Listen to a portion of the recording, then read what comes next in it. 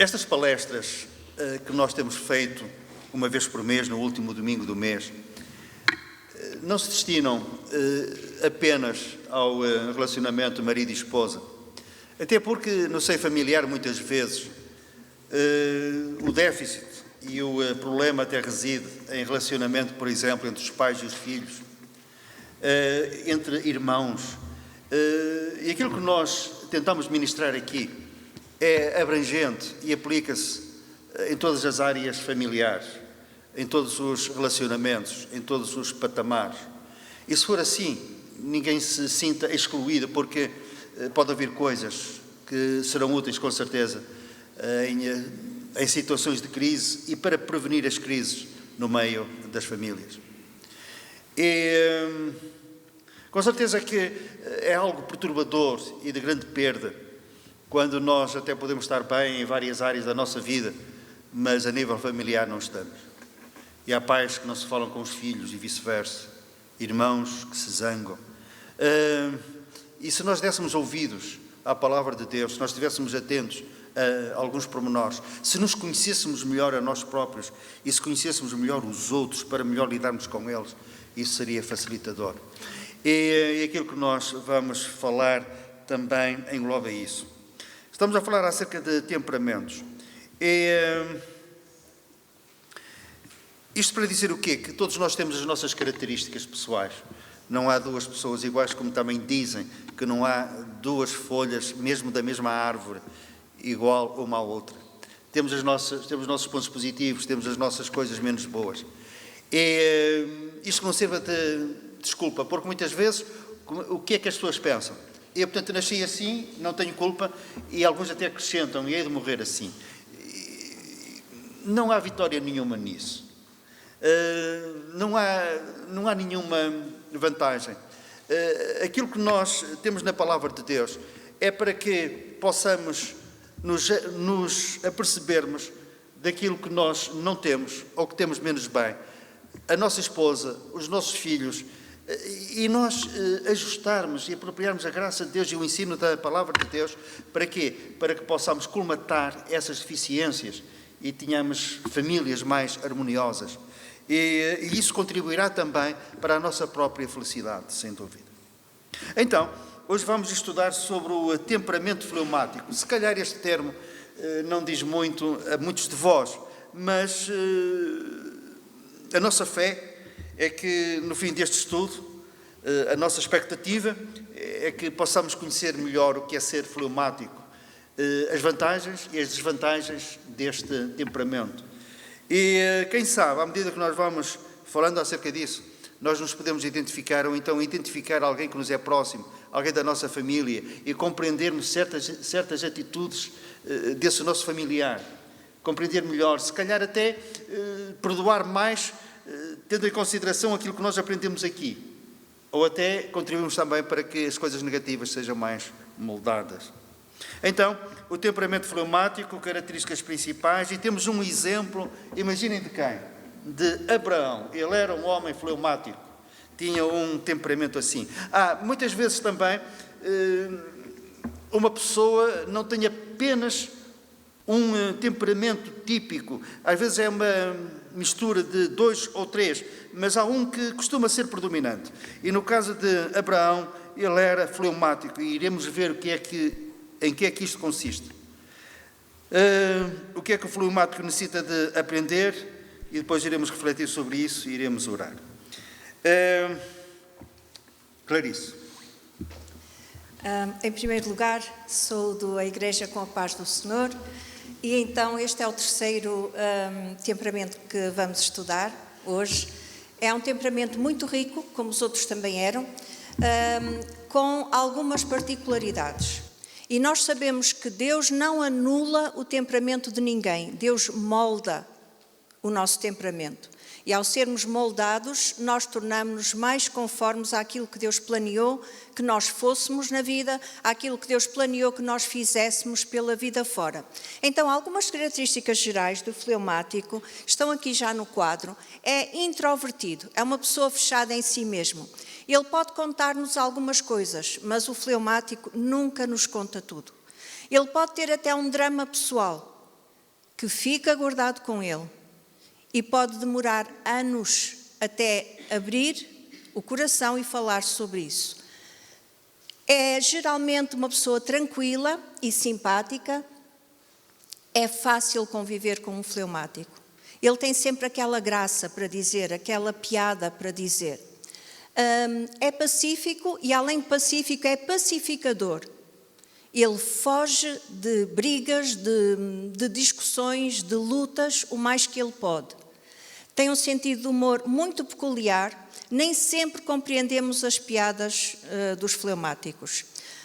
Há uma percentagem de ingleses que são predominantemente fleumáticos.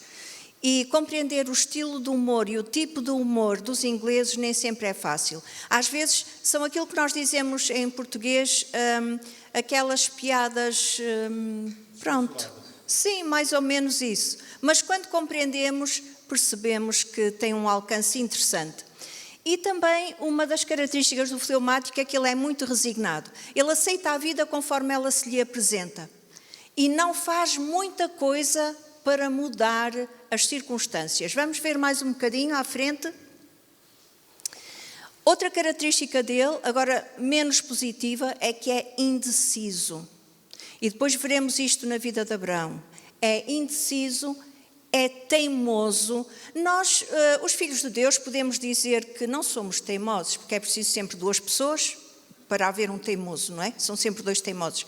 Mas podemos antes dizer que é persistente, é perseverante, mas hoje, chamando pelo nome certo, os fleumáticos são um bocado teimosos. E também são preguiçosos no sentido de, mudar isto tudo dá muito trabalho. Quando um fleumático é casado com uma pessoa que gosta de mudar as coisas em casa muitas vezes, para o fleumático é complicado. Porque ela está sempre a querer mudar os móveis de sítio, está sempre a querer mudar coisas e o fleumático fica muito cansado com isso. Então é importante sabermos quem está a morar connosco e respeitarmos isso também. Não é um lutador, uma vez que é um pacificador e evita conflitos, ele acaba por não ser um lutador. E quando não somos lutadores, também não somos vencedores. Eu vou dizer de novo. Quando não somos lutadores, também não somos vencedores. Para sermos vencedores, temos de ter travado uma batalha. Às vezes não apenas uma batalha, mas uma guerra. Uma série de batalhas. Então sim, lutamos, confiamos no Senhor, dependemos do Senhor e podemos ser vencedores. Dificilmente um fleumático é um vencedor assim por natureza. Só com muita graça de Deus, com o aperfeiçoamento de Deus, com a modelagem que Deus faz no seu temperamento. Além disso, é pouco motivado. Pergunta sempre, mas para que é que vamos fazer isso? Mas estava tudo tão bem assim. A igreja já faz isto assim há 100 anos. Por que é que vamos mudar?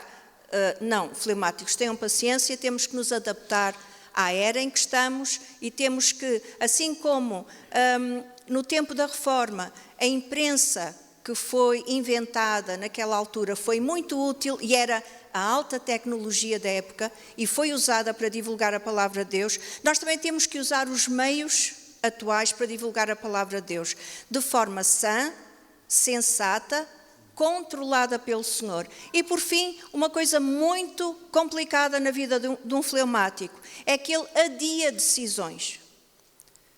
Lá está, não gosta de mudanças. Ter que decidir uma coisa pode implicar mudar alguma coisa na sua vida. Então, o fleumático, se puder, vai adiando. Para o ano penso nisso, é preciso obras em casa. Para o ano penso nisso. Quando me reformar, eu vejo isso. Quando os filhos crescerem e saírem de casa e se casarem, etc. Depois eu penso nisso. É um problema. Mas vamos avançar. Se calhar algumas coisas nós vamos repetir. Aspectos positivos, é calmo e digno de confiança. Nós podemos confiar num fleumático. É confiável. Tem uma tendência para ser uma boa pessoa e de fácil convivência. Porquê? Como ele evita atritos e conflitos, então é fácil conviver com ele. É alegre e é agradável, faz rir os outros e adiante já uma coisa, ele raramente dá gargalhadas. Eu estou a ver, eu conheço alguns fleumáticos que já me fizeram rir muito, mas nunca os ouvi a rir assim, aquelas risadas que nós às vezes damos. É típico dos fleumáticos. Tem um bom coração, é diplomata, é pacificador, é um homem de paz, é um homem de paz. Ou mulher, quando digo homem, é generalizar. Mas cada um puxa a brasa à sua sardinha. Falo no homem, tu falas na mulher. Pontos negativos. Falta-lhe autoconfiança, é pessimista e medroso. Tem medo de tomar grandes decisões na vida. E recua, e empata o jogo, e não se decide. E a baliza está aberta e ele não marca um golo. Porque volta com a bola para trás e não remata. Preocupa-se demasiado. Raramente ri com gargalhadas. É passivo e é indiferente, são os pontos negativos. Mas, em contraste, também tem pontos negativos que nós também consideramos. Ainda em relação aos pontos negativos, acomoda-se às situações, não é lutador por natureza, cede com facilidade, tem muito sentido de justiça própria. Ele é alguém que tem tendência a ser íntegro, a ser justo. São coisas positivas, com certeza.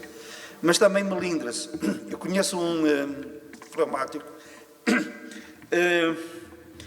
que melindrava-se tão facilmente que às vezes estava aos 15 dias em casa sem falar com ninguém porque amoava.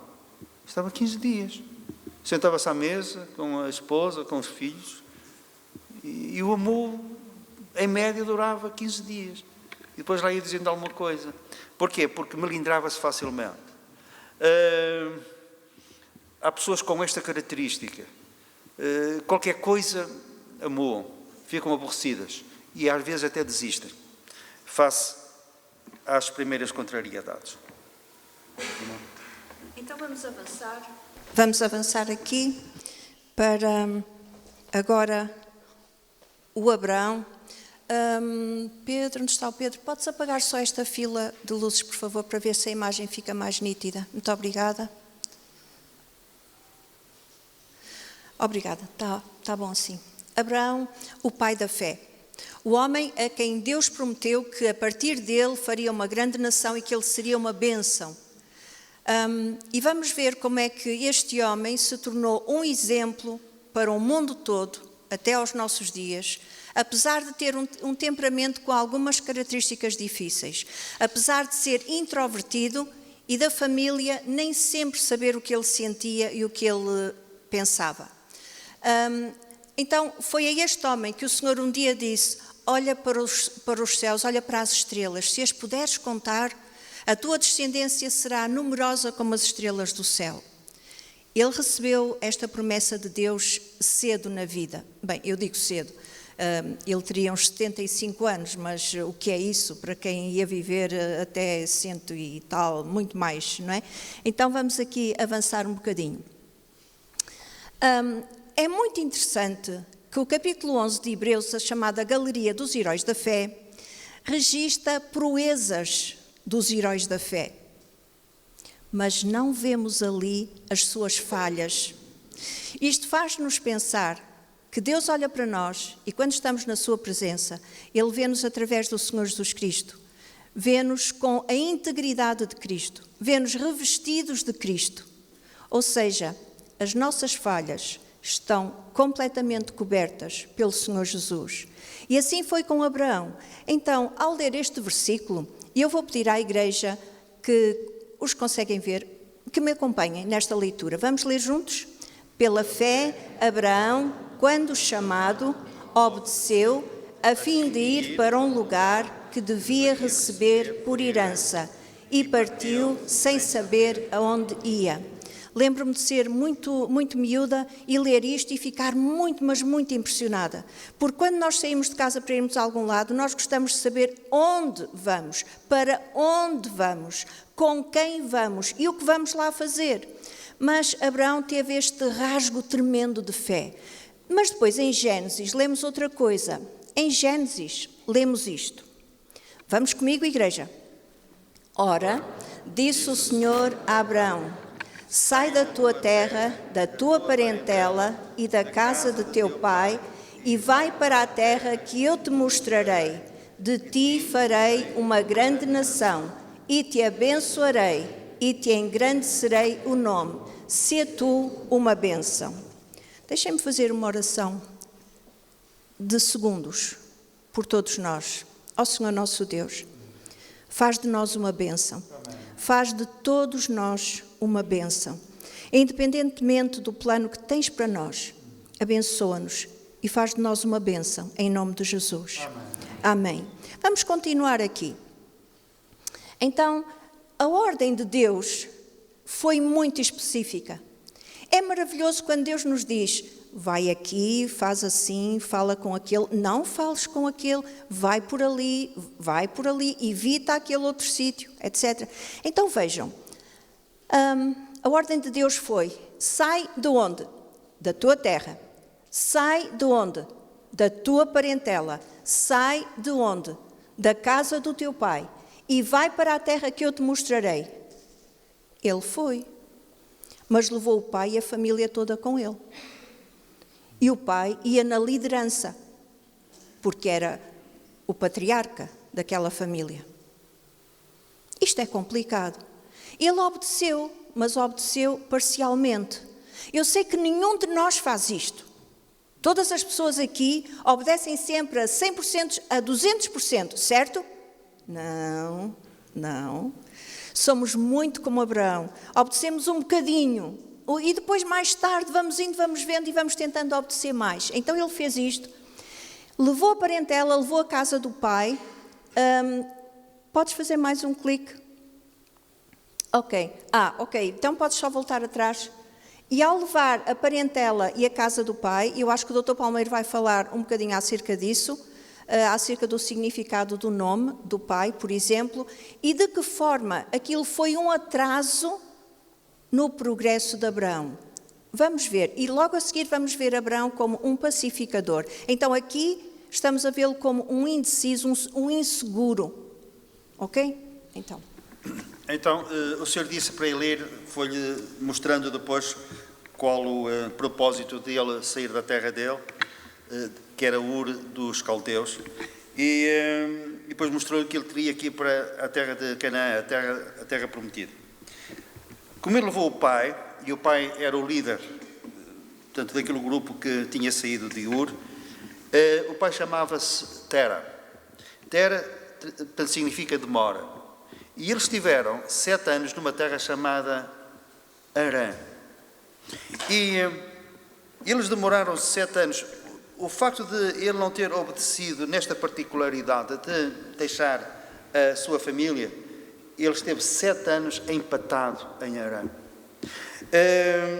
Não somente ele levou o pai, mas também levou o seu sobrinho Ló. E quando o pai morreu, então ele avançou. Portanto, ele demorou-se ali 7 anos naquela terra. Levou Ló com ele. Tanto Abraão como Ló eram pastores. E a certa altura, como eles prosperaram muito, começou a haver contenda entre os pastores de Abraão e os pastores de Ló. E Abraão tomou uma iniciativa. Falou com o seu sobrinho: não haja contenda entre mim e ti, e entre os meus pastores e os teus pastores, porque somos parentes chegados. Agora reparem aqui nesta particularidade. Não tinha havido contenda nenhuma entre ele e o sobrinho. Mas como ele gostava tanto, devido ao seu temperamento, ele era tão pacificador, que ele até antecipava futuros conflitos hipotéticos. Portanto, o conflito e a contenda era entre os pastores de ambos. Mas ele aqui diz: não haja contenda entre mim e ti, e entre os meus pastores e os teus pastores. Portanto, ele amava a paz. E, por regra, as pessoas com este temperamento são pacifistas assim. Não está diante de ti toda a terra, peço que te apartes de mim. Se fores para a esquerda, irei para a direita. Se fores para a direita, irei para a esquerda. Ele, como tio, como pessoa mais velha, ele poderia ter escolhido, e deveria ter escolhido, mas está, esta parte de pacificar vem novamente ao de cima. E ele diz: escolhe tu, olha, Não há problema nenhum. Se tu fores para a direita, eu vou para a esquerda. Se tu fores para a esquerda, eu vou para a direita. Tipicamente do fleumático. Evita conflitos. E cede também. E isto é uma virtude. O que é que aconteceu?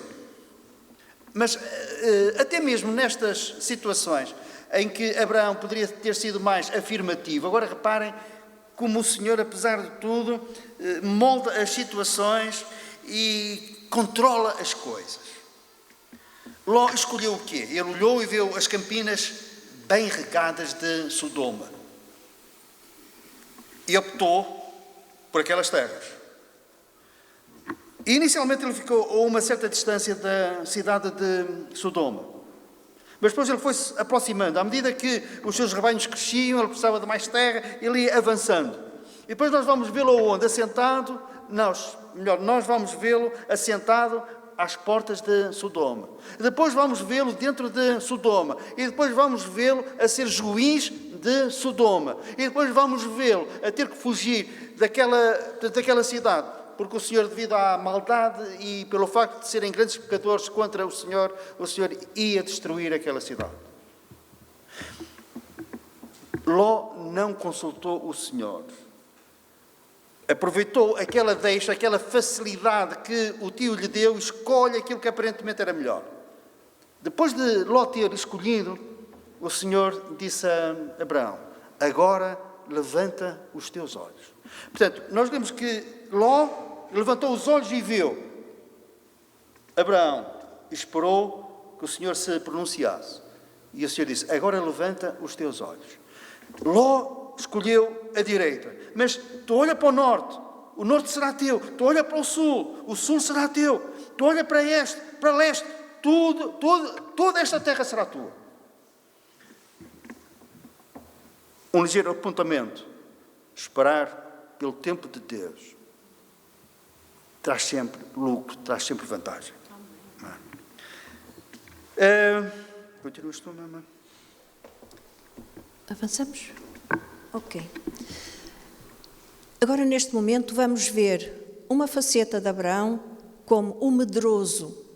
Era um homem que pensava bem nas coisas, calculava bem as coisas e tinha os seus medos, que é também uma característica dos fleumáticos. Então, no sítio onde ele estava a morar, com a sua esposa, os seus rebanhos, os criados, etc., começou a haver fome, escassez de pasto para os animais. Ele soube que no Egito havia fartura de pasto. A zona do Nilo é uma zona muito fértil, muito bem regada. Então ele decidiu, sem perguntar ao Senhor, sem orar, esqueceu-se, ele decidiu, esqueceu-se, fez por se esquecer, porque nós também, quando não queremos que os nossos planos sejam transtornados, nós até evitamos orar acerca deles. Não vá o Senhor mandar-nos noutra direção. E foi o que ele fez. Então, por causa da fome, foi para o Egito. E o que é que aconteceu nesta fase? Ele sabia que a sua esposa era uma mulher muito linda. Não era nenhuma jovem. Era uma senhora já com alguma idade. No entanto, continuava a ter uma beleza especial. E ele teve medo, que ele conhecia o povo egípcio e a cultura deles, sabia muito bem acerca dos haréns e da promiscuidade, e ele pensou que era melhor fazer ali um jeitinho e dizer que Sara era sua irmã e não sua esposa. Então vamos ver o que aconteceu.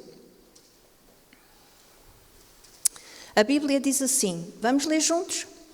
Havia fome naquela terra, desceu, pois, Abrão ao Egito para aí ficar, porquanto era grande a fome na terra.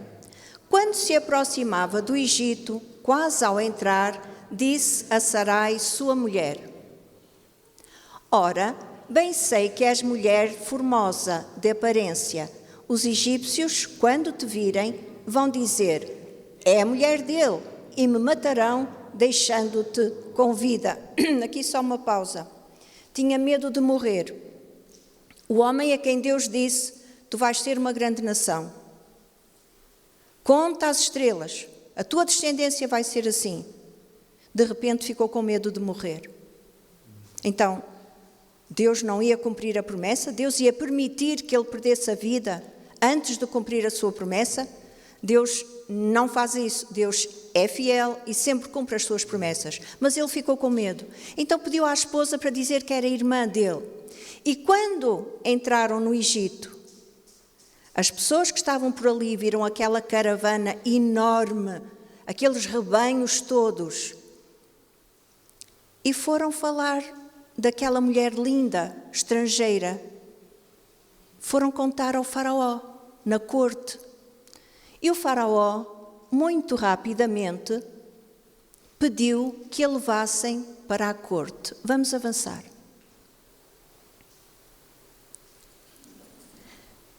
Vamos ler juntos? Viram-na os príncipes de Faraó e gabaram-na junto dele. E a mulher foi levada para a casa de Faraó. Este, por causa dela, tratou bem a Abrão, o qual veio a ter ovelhas, bois, jumentos, escravos e escravas, jumentas e camelos. O gado de Abrão aumentava, enquanto a sua linda esposa estava no harém de Faraó. E vocês pensam, sim, devia estar lá nos jardins com as outras senhoras, a ser mimada e bem tratada e bem alimentada. Acham? Ela era uma mulher estrangeira num harém de um rei estrangeiro. Nós gostávamos mais de pensar, não, Abrão não deixou que isto acontecesse de forma nenhuma, ele é o pai da fé, ele não podia... Não. Todos nós cometemos muitos erros. E alguns dos nossos erros são muito grandes. Pela graça de Deus, o sangue de Jesus Cristo purifica-nos de todo o pecado. Certo? Não estão convencidos. Certo? O sangue de Jesus Cristo purifica-nos de todo o pecado. Pecado confessado é perdoado porque o Senhor Jesus já deu a sua vida por nós. Neste caso, o Senhor Jesus viria a dar a sua vida. Mas, de qualquer modo, Abrão não foi capaz de decidir. Não, o que é que vocês estão a fazer? Não podem levar a minha irmã, esposa. Não a podem levar. Mas ele tinha dito que era irmã. E sendo irmã, sendo solteira, ela podia ser levada para um harém. Em troca de uma abundância de animais, em troca do enriquecimento dos rebanhos. Eu não sei qual é o tempo de gestação de uma ovelha, nem de uma jumenta, de uma mula, de uma camela, eu não sei. Mas este processo demorou muito tempo. Quando lemos a Bíblia assim sempre a seguir, às vezes pensamos que foi um dia ou dois que ela lá esteve. Não foi, não foi. Foi muito tempo. Deu tempo para Abrão negociar na terra, para aumentar o número de escravos, para aumentar os rebanhos de forma exponencial. Deu tempo para isso tudo. Indeciso, medroso, inseguro, permitiu que isto acontecesse à sua linda Sara. Uma coisa ele sabia, ela era estéril. Ela nunca iria ter um filho de outro homem porque ela era estéril. E para ser a mãe da promessa, teria que haver um milagre muito grande. Mas isto faz-nos muito pensar, enquanto um temperamento destes pode deixar a outra pessoa afundar-se e ficar simplesmente a olhar. Ok, afunda-te para aí. Afunda-te para aí. É complicado. Vamos avançar aqui. És tu que fazes esta parte?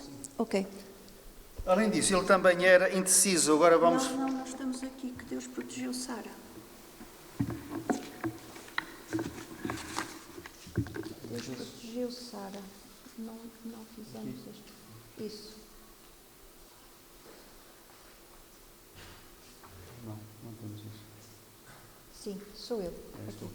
Deus protegeu Sara. E de que forma é que Deus protegeu Sara? Enviando uma praga à casa de Faraó. E qual foi essa praga? Um dos objetivos dos povos antigos era crescerem muito numericamente, terem uma grande população, para terem mais guerreiros e, ao serem atacados por povos estrangeiros, poderem defender-se melhor, terem um grande exército. De repente, Faraó começou a ver que não nasciam crianças na sua casa. As mulheres do harém e as outras não engravidavam. E ele foi investigar. E não foi difícil chegar à conclusão de que isso tinha começado a acontecer quando a mulher estrangeira, a linda mulher estrangeira, entrou na casa do Faraó. Então, Abrão foi chamado e, vergonha das vergonhas, foi confrontado com a sua mentira. E ao ser confrontado, porque é que me enganaste? Porque é que disseste que ela era tua irmã e eu tomei-a para minha mulher? Porque é que fizeste isso? E logo depois, Abrão e tudo o que ele tinha foi expulso do Egito. É claro que isto fez parte do plano de Deus. É claro que Abrão tinha que sair do Egito. É claro que ele tinha que enriquecer. Mas aquilo que ele fez com Sara não foi bonito. Se eu fosse a mulher do Abraão, eu ia ter uma longa conversa com ele. Longa conversa com ele. Muito longa. Eu tinha muitas perguntas para fazer ao meu marido, mesmo muitas perguntas. Mas eu não sei o que Sara fez ou o que não fez, sei que ela era uma mulher extraordinária, era submissa ao seu marido, tratava-o por senhor, etc. Mas Abrão não deixou de ter esta nódoa grande no seu currículo. No entanto, a graça de Deus foi maior. Antes de nós continuarmos, porque vamos ver uma outra situação em que a indecisão dele também não foi nada bonita, mas conforme a Clarice já disse, a graça de Deus, apesar disto tudo, fez maravilhas na vida dele. Ele neste processo teve quedas assim, mas no fim acaba como sendo o pai da fé, o pai de todos aqueles que creem. Isto é a graça maravilhosa de Deus, é a sua misericórdia, que não deve de ser desculpa para nós cometermos erros. Então o Senhor perdoou a Abraão, perdoou também a David e a outros. Portanto, pequemos, porque a graça depois vai arranjar e, portanto, compor isto tudo. Não. Mas a graça de Deus brilha. E se não fosse a graça de Deus, todos nós, de uma ou de outra forma, estaríamos irremediavelmente perdidos. Apenas isso. Uma outra situação. Eles voltam para a terra de Canaã, a terra da promessa, e o Senhor faz uma promessa a Abrão. Nesta altura ele tinha 75 anos, pensa, 75 à volta disso. Sara era 10 anos mais nova, teria 65. E o Senhor promete-lhes um filho. Promete-lhes um filho. E Abrão ficou feliz. Sara inicialmente duvidou, mas a promessa ficou. E face à idade tanto de um como do outro, era uma impossibilidade eles terem filhos naquela idade. Mas, com certeza que eles ficaram animados com esta promessa. Só que houve um problema. O tempo ia passando e nada acontecia. Assim nós também. Muitas vezes nós ficamos entusiasmados ao ouvirmos uma mensagem, ao ouvirmos um estudo, ao lermos a palavra de Deus, temos uma promessa de Deus. Alguém até nos diz e confirma aquilo que nós estamos a desejar tanto e passa o tempo. E à medida que o tempo vai passando, também vai passando a nossa convicção, vai esmorecendo a nossa fé. E com ele também acontece isto. O Senhor promete-lhe um filho, a ele e a Sara, e passam-se os anos. E a certa altura, Sara tem uma proposta para ele. Tinham uma serva e Sara diz para que o marido, Abraão, tivesse um relacionamento sexual com a serva para que ela pudesse ter um filho. Isto é seguir atalhos para que as promessas de Deus se cumpram. As promessas de Deus é uma questão de tempo. Se o Senhor promete uma coisa, ela vai se cumprir. E nós temos que esperar por esse tempo. A tentação e muitas vezes a queda é nós anteciparmos essa promessa ou então fazermos as coisas à nossa maneira, a tentar compor, como que é ajudar a Deus.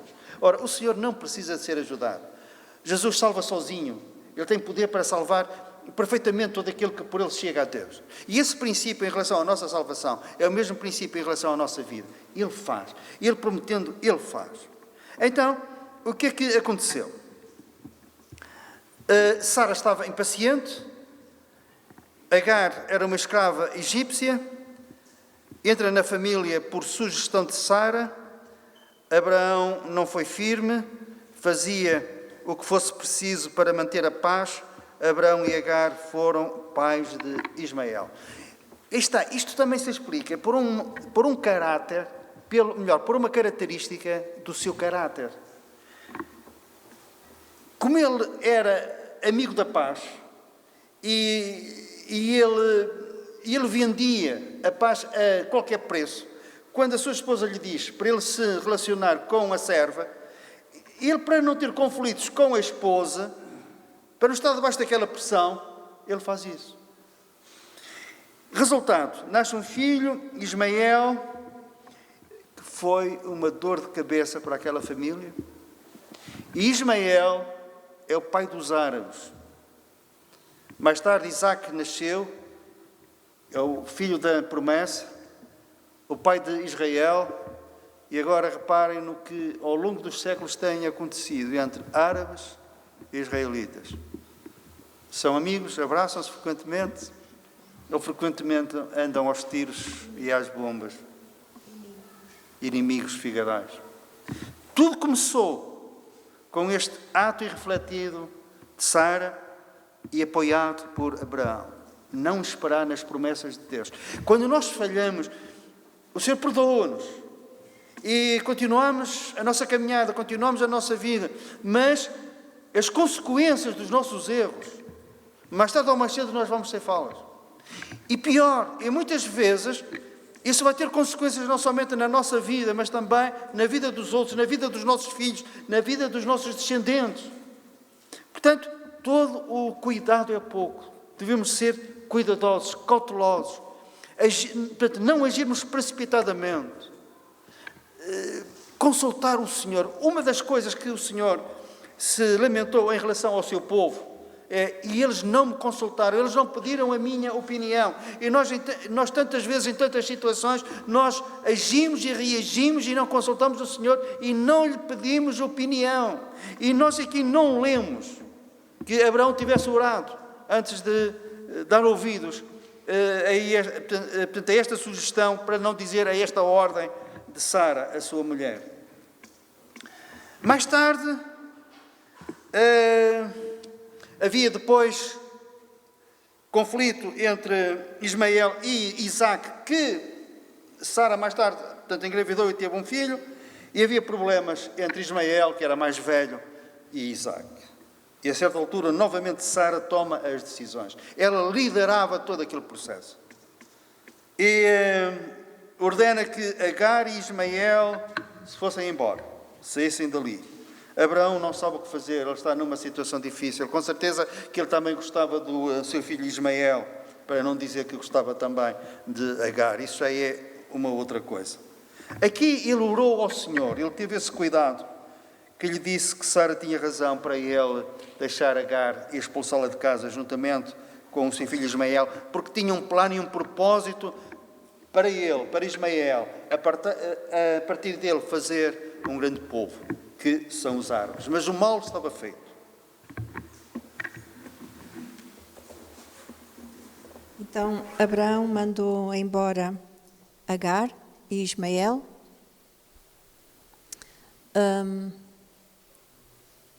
Pronto, eles tiveram de partir. E os exemplos multiplicam-se na vida de Abraão. De medo, de indecisão, mas isso, o seu temperamento natural, não foi um impedimento para que o Senhor o moldasse e o transformasse num grande gigante da fé. Só que um parênteses que nós propositadamente não incluímos neste estudo. Quando Deus lhe propôs que fosse ao Monte Moriá e oferecesse o seu filho Isaac em holocausto a Deus, ele foi, ele obedeceu. Acreditem, Sara não sabia o que se ia passar lá no alto. Eles iam apenas adorar a Deus e, como sempre, levariam um cordeiro para oferecer, iriam juntos, voltariam juntos.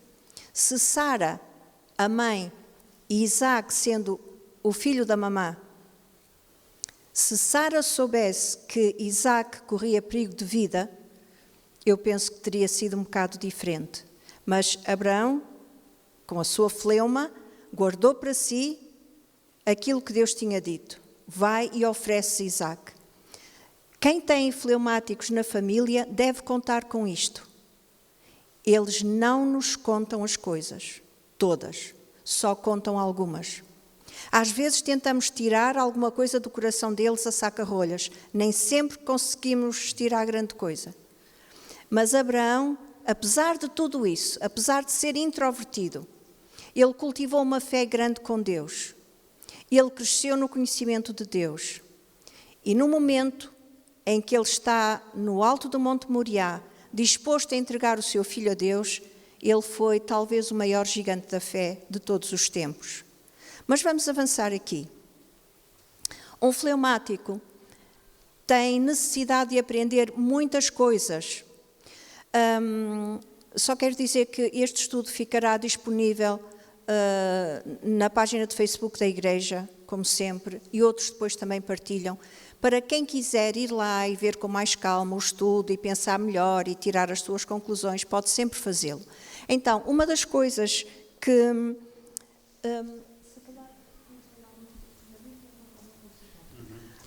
Uma das coisas que é importante para um fleumático é superar a sua passividade e deixar que o Senhor o vá transformando. E nós vamos apenas ler Romanos 12, 11. No zelo não sejais remissos, sede fervorosos de espírito, servindo ao Senhor. Então, sermos fervorosos. O fleumático precisa de desenvolver isto, um fervor pelo Senhor, um amor tremendo pelo Senhor, para ser produtivo na sua fé. Também é importante dar-se aos outros. O fleumático gosta muito da sua privacidade, das suas coisas, de ter o seu canto, o seu tempo, o seu lugar, mas ele precisa de se dar aos outros e precisa de abrir o coração para os outros. É mais saudável para o fleumático e é muito mais fácil para as pessoas que moram com ele. Outra coisa também é que não deve ser um crente de fachada, mas ser um crente de verdade. Queres ler Romanos 7:19? Aqueles crentes que estão direitinhos na igreja parecem fantásticos, excepcionais, mas se calhar fora da porta da igreja eles transformam-se e são a pessoa que eles são realmente. Nós não podemos viver assim por muito tempo. Quem nós somos na igreja tem de ser a mesma pessoa que está lá em casa. Quando surgem problemas, quando há decisões a tomar, quando estamos diante de uma pilha de roupa para tratar ou diante de pessoas que nos enchem a casa de repente e temos de preparar uma refeição, nós temos que nos mexer. Então, em Romanos, o que lemos? Porque não faço o bem que quero, mas o mal que não quero, esse faço. É uma grande luta para o fleumático. Pensar, eu queria fazer melhor, eu queria ser mais, eu não consigo. Claro que não. Mas Deus em ti pode. Há muitas coisas que nós nunca faríamos se não fosse a graça de Deus, o poder de Deus, a força de Deus. Jamais faríamos. Então o fleumático precisa ter consciência disso e precisa de apelar e clamar pelo socorro do Senhor vez após vez. Avançamos? Se nós olharmos para uma floresta e se alguém nos perguntar o que é que nós vemos, qual é a nossa resposta? Vemos árvores, certo? Mas se for um carpinteiro, se for o nosso amigo Zé Maria, que ainda ontem falei com ele, ele trabalha em madeira há 50 e tal anos, o que é que ele vê? Ele vê cadeiras, ele vê cozinhas, ele vê móveis, ele vê mesas, ele vê tudo e mais alguma coisa, e eu apenas vejo árvores. O Senhor olha para nós e o que é que ele vê? Melhor, um bloco de pedra. Okay? O que é que vês? E nós dizemos, uma rocha, uma pedra enorme. Mas se nós perguntarmos a um escultor, o que é que vês? E ele diz, eu vejo uma estátua. Se nós perguntássemos a Miguel Ângelo, o que é que tu vês? Vejo David, estátua. Foi ele, não foi? Foi. Também seria crasso. O Senhor também é assim. Ele olha para nós com os nossos defeitos, olhou para Abraão com todas estas indecisões, com todas estas lacunas do seu caráter, mas ele olhou para ele e o viu o pai da fé. Isto é o poder transformador que o Senhor ainda quer operar em nós. Tu és, tu serás. E o Senhor disse isso a várias pessoas. Tu és Cefas, tu serás Pedro. Tu és Abraão, serás Abraão, o pai de uma multidão. Tu és, tu serás. E o Senhor também olha para nós e diz, tu és isso, mas tu serás. É o poder transformador que o Senhor quer operar na nossa vida. Se nós deixarmos, e se nós clamarmos, e se nós identificarmos, isto também serve para isso, identificarmos as nossas lacunas até no nosso caráter e dizermos, Senhor, eu sou isto e por causa de eu ser isto, tropeço sempre na mesma pedra. Eu quero fazer o bem e não consigo. O mal que não quero fazer, esse faço. O bem que quero fazer, não faço. Senhor, mas tu tens carta branca. Eu assino por baixo para que tu me moldes, para que tu me transformes. E para eu ser aquilo que nunca ninguém pensou que eu pudesse vir a ser. Pela graça de Deus e milagre da graça de Deus. Reconhecer que a timidez excessiva é pecado e que os seus medos não vêm de Deus. Porque o perfeito amor, diz este versículo, lança fora o medo, lança fora o temor. Portanto, há esperança para todos nós. Há esperança para quem tem outros temperamentos, há esperança para fleumáticos que também têm tendência a ter estas falhas. Há esperança. E essa esperança está no poder da graça de Deus, no poder transformador da palavra de Deus, do Espírito de Deus na nossa vida. E Abraão também é um exemplo disso.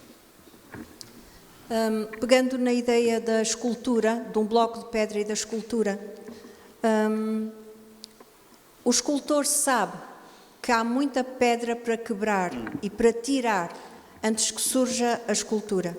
E o Senhor também faz isso na nossa vida. Antes de nós sermos parecidos com o Senhor Jesus, que é o modelo é o Senhor Jesus, não é A, B ou C. Antes de sermos parecidos com o Senhor Jesus, há muita pedra para quebrar. Há muita aresta para limar. Há muita coisa a ser arrancada de nós. E assim foi com Abraão. Então a nossa proposta neste momento é, eu vou pedir ao Rubem para vir cá à frente, para ir dedilhando uma música. A nossa proposta é fazermos juntos a oração que vai ser projetada, enquanto o Rubem vai dedilhando aquela música. Sem medo. Entregarmos-nos nas mãos de Deus sem medo. Ninguém nos ama como o Senhor. E ao transformar-nos, Ele vai fazer isso com misericórdia e com a sua graça. Então, vamos para a oração. Sim, com a sua misericórdia, com a sua graça, mas se a pedra tivesse sentimentos, ela queixar-se-ia dizendo, e essa lasca custou-me a sair. Se as árvores tivessem sentimentos, ao serem cortadas, como a serem podadas, elas também iriam lamentar isso. E às vezes há um preço a pagar, mas estamos nas mãos do sábio oleiro. Quando nós nos colocamos aí, Ele vai nos moldar segundo o seu plano, que pode ser doloroso, como Abraão, com certeza que ele ao passar por todas estas experiências, deixando marcas negativas atrás de si, ele lamentou as suas escolhas, mas o processo de Deus continuou. Assim também, o processo do Senhor em relação a cada um de nós pode ter percalços, interrupções, mas o Senhor não desiste. E um dia iremos ser conformes à imagem de seu Filho. Amém. É o apogeu da nossa transformação.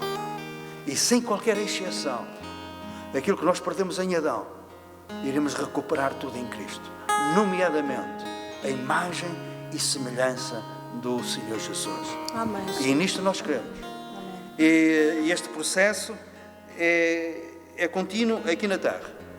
E sabemos que se vai completar plenamente quando chegarmos à presença do Senhor. E por isso nós também o louvamos.